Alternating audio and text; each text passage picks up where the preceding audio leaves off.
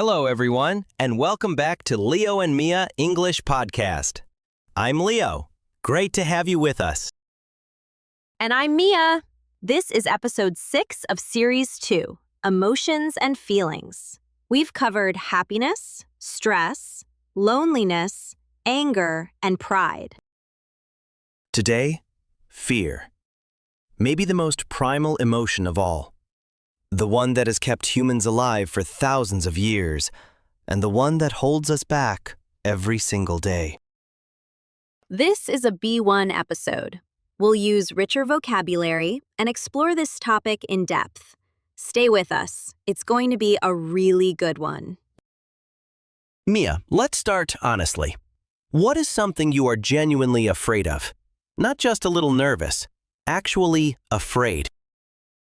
Okay, public speaking. I know it sounds strange because I'm talking right now, but standing in front of a real audience, in person, even now, I feel this cold, heavy feeling in my stomach, like a stone sitting there.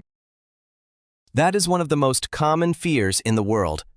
I've read that more people fear public speaking than fear death, which is wild when you think about it. Ha! Yes. People would rather be in the coffin than giving the speech at the funeral. What about you, Leo? What are you afraid of? Heights. I know logically it's irrational.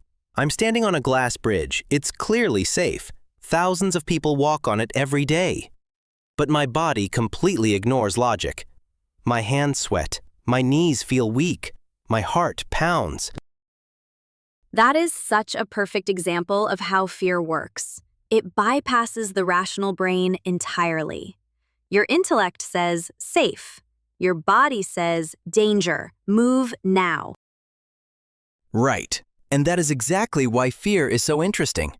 It's not always logical, but it is always powerful. Let's explore it. So, what is fear at its most basic level? Fear is your brain's alarm system. It detects a potential threat, real or imagined, and immediately puts your whole body on high alert. The same fight or flight system we talked about in the stress episode, right? Exactly. They're closely related. Fear triggers fight or flight. Your heart rate increases, breathing becomes shallow, muscles tense. Your body is preparing to either confront the threat or escape it. It's remarkable, really. Your whole physiology shifts in about half a second. And this system kept our ancestors alive. If a wild animal appeared, the people who felt fear and responded quickly, they survived. Right. The problem is that our modern threats are very different. We're not being chased by wild animals. Our fears are more like, what if I fail this exam? What if they reject me? What if I make a fool of myself in public? But the body can't tell the difference. The fear of embarrassment triggers the same alarm as the fear of a bear. Exactly. And here's what I find fascinating. Fear is not always about danger. Sometimes fear is the feeling right before something important. The first day at a new job, meeting someone new, starting a creative project. That nervousness, it can actually be excitement in disguise. Excitement in disguise? That's an interesting idea. Fear and excitement, are they actually the same thing? Physiologically, very similar. Same elevated heart rate, same hormones, same heightened awareness. The difference is often just the story you tell yourself about the feeling. I'm terrified versus I'm excited. Same sensation, very different experience. So I could reframe my fear of heights as excitement about the experience? You could try. Researchers have actually tested this. When people said, I'm excited, instead of I'm nervous before a challenge, they performed significantly better. The body's energy was channeled forward, not blocked. That is remarkable. So the feeling doesn't change, but the label does. And that label changes everything. Language shapes experience. That's why vocabulary matters so much in life and in English. And listener, what is a fear you have that might actually be excitement in disguise? Think about it. We'll come back to this idea. Let's talk about types of fear, because there are so many different kinds, and I think they work differently. Good point. There's instinctive fear. Heights, spiders, loud sudden noises. These are often hardwired into us biologically. They were useful for survival. My heights fear falls into that category then. It's not about logic. It's just built into me. Probably. Then there are learned fears, things we became afraid of through experience. If a dog bit you as a child, you might be afraid of dogs now. That fear was installed by a specific event. And can those learned fears be unlearned? Yes, they absolutely can. This is actually what therapy often works on. The brain is plastic. It can create new pathways, new associations. You can learn that dogs are not dangerous. Slowly, with exposure and positive experience, the fear changes. Then there's social fear. Fear of rejection, of embarrassment, of not being liked or accepted. This one is very common and very painful. Social fear is perhaps the most universal. Because we are social animals, belonging to the group was literally survival for early humans. Being rejected from the tribe meant danger.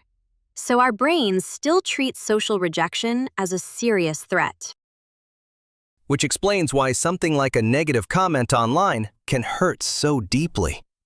Logically, it's just words from a stranger. But emotionally, it triggers something very old and very deep. Exactly. And then there are existential fears. Fear of failure, fear of the unknown, fear of not being enough. These are often the quietest fears, but the most persistent ones. Fear of not being enough. That one hits close to home. The voice that says, you're not smart enough, not talented enough, not ready yet. That voice, most people have it. Psychologists call it the inner critic, and it's rooted in fear. Fear that if people saw the real you, they wouldn't accept you. So you hide, you hesitate, you hold back. And listener, which type of fear resonates with you most? Instinctive, learned, social, or existential? Maybe all four? You're definitely not alone in that. Okay, the most practical part. How do we actually deal with fear? Real strategies, real life. And I want to start with something important. The goal isn't to eliminate fear. Is that right, Mia? Absolutely right. Fear is information. It will always exist. The goal is to stop letting it make your decisions for you. Courage isn't the absence of fear. Courage is taking action despite the fear. Courage is not the absence of fear. It's acting despite it. I want everyone to write that down. Strategy 1. Name it precisely. Don't just say, I'm scared. Ask, what specifically am I afraid of? What is the actual worst case? How likely is that? When you examine the fear carefully, it usually shrinks. Like turning on the light in a dark room. The monster you imagined is actually just your coat on a chair. Perfect analogy! And strategy 2, gradual exposure. You don't jump into the deep end, you wade in slowly.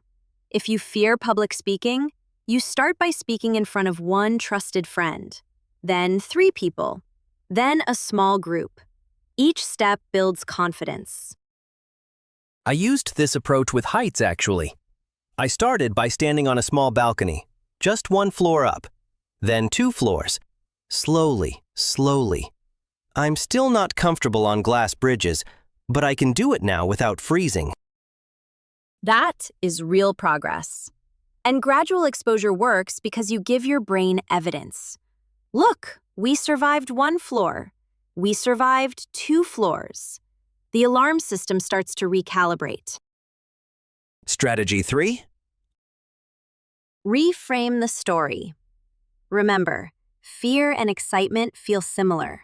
So when fear shows up before something important, try saying, "I'm not scared, I'm excited." Or even, "This fear means I care about this." That's good. Fear in the right context means you're about to grow. So fear becomes a compass. It points to the things that matter, the challenges worth taking. The direction of growth is often exactly where fear is pointing. That's beautifully put. The direction of growth is often where fear points. So the question isn't, how do I stop being afraid? The question is, what would I do if I wasn't letting fear make my decisions? That question changes everything. Word of the day. 3 B1 words from today. Powerful vocabulary for talking about fear in English. Mia, go! Word 1, irrational. IRRATIONAL.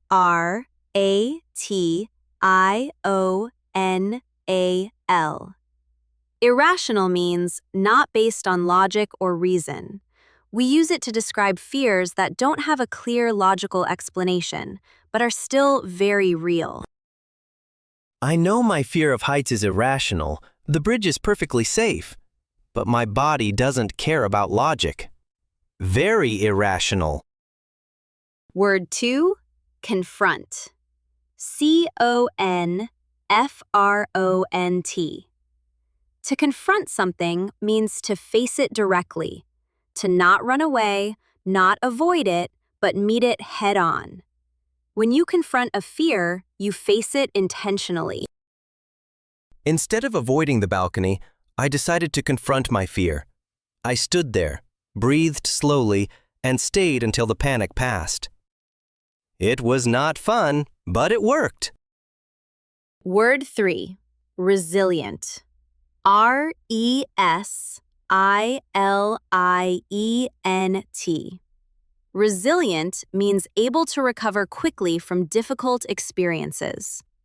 A resilient person doesn't avoid fear. They face it, learn from it, and come back stronger.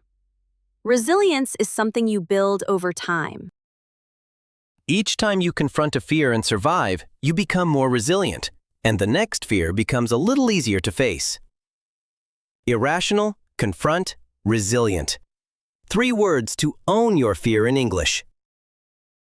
And that's episode 6. Remember, courage isn't the absence of fear. It's acting despite it. Fear points to what matters and to where you can grow. We have a question for you this week. What is one thing you would do or try if fear wasn't stopping you? Share it in the comments. Maybe writing it down is the first brave step. If you enjoyed this episode, please like and subscribe. It helps us reach more learners and make more episodes like this one. We finished the first half of Series 2. 6 emotions down, 4 more to go. Next episode is coming. Stay subscribed so you don't miss it. Take care of yourselves this week. And remember, the direction of growth is often where fear is pointing. Bye, everyone. See you next time.